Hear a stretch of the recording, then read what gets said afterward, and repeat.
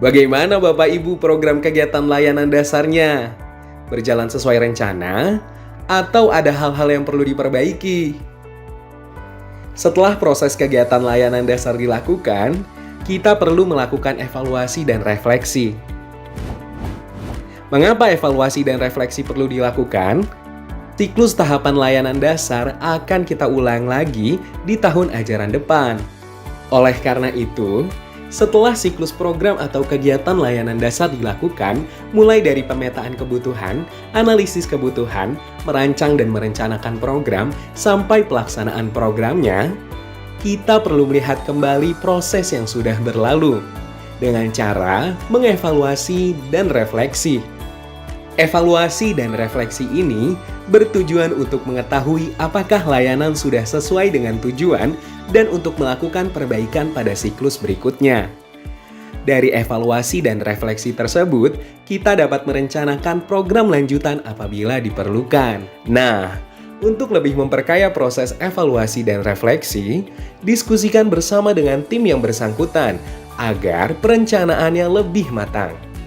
Pastikan hasil evaluasi dan refleksinya dicatat ya Bapak dan Ibu, karena nantinya dapat dijadikan bahan perbaikan perencanaan program di tahun ajaran berikutnya. Pak Dion, instrumen apa yang bisa kita gunakan untuk evaluasi dan refleksi kita? Saat melakukan evaluasi dan refleksi, kita dapat menggunakan kuesioner, bertanya langsung kepada sejumlah peserta didik, atau menyebarkan formulir isian. Kita perlu menyusun pertanyaan yang akan diajukan dalam evaluasi dan refleksi juga ya Pak? Benar Bu. Untuk mengevaluasi dan refleksi bersama tim guru BK, contoh pertanyaan yang bisa diajukan seperti: apakah strategi yang dilakukan sudah sesuai dengan tahap perkembangan peserta didik? Apakah strategi yang digunakan sudah sesuai dengan tujuan? Strategi apa yang perlu disesuaikan atau diperbaiki? Apakah alokasi waktunya cukup? Apabila belum, bagian mana yang memerlukan alokasi waktu lebih lama? Apa hal baru atau hal berbeda yang bisa dilakukan selanjutnya agar membuat program menjadi lebih baik? Bagus sekali contoh pertanyaannya, Pak. Kita catat ya. Kalau untuk mengevaluasi tim pelaksana, kita bisa menggunakan pertanyaan seperti ini ya Bapak dan Ibu. Apakah anggota tim pelaksana sudah memahami perannya? Apa saja tantangan anggota tim pelaksana dalam melakukan program layanan?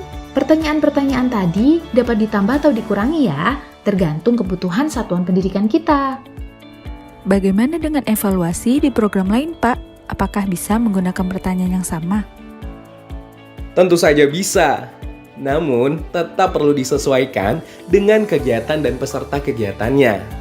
Kita memang harus sering-sering meminta umpan balik dari orang tua dan peserta didik.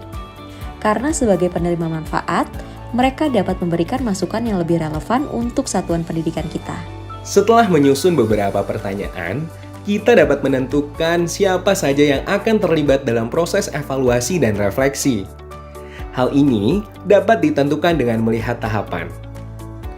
Misalnya, untuk pemetaan kebutuhan dan perencanaan program, yang terlibat evaluasi dan refleksi adalah tim guru BK dan guru kelas. Peserta didik dan orang tua dapat dilibatkan dalam evaluasi dan refleksi untuk proses pelaksanaan program. Kembali lagi, siapa saja yang terlibat bisa Bapak dan Ibu tentukan, tergantung kebutuhan atau keterlibatan pihak-pihak yang disebutkan tadi. Untuk evaluasi dan refleksi yang melibatkan orang tua dan peserta didik, sebaiknya dilakukan setiap kegiatan selesai dilakukan. Segera bagikan kuesioner atau survei isian untuk diisi di tempat, sehingga kita bisa langsung mendapatkan umpan balik, baik dengan orang tua maupun guru yang terlibat. Ibu dan Bapak juga dapat mengundang peserta didik untuk meminta umpan balik secara lisan. Apabila kelas pembekalan atau seminar orang tua sudah berlalu tanpa ada evaluasi, maka instrumen evaluasi dan refleksi dapat dikirimkan ke rumah.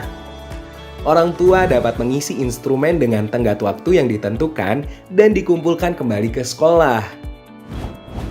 Setelah evaluasi dan refleksi sudah dilakukan oleh semua pihak yang terlibat, Ibu dan Bapak bersama tim guru BK dapat menelaah hasil evaluasi dan refleksi.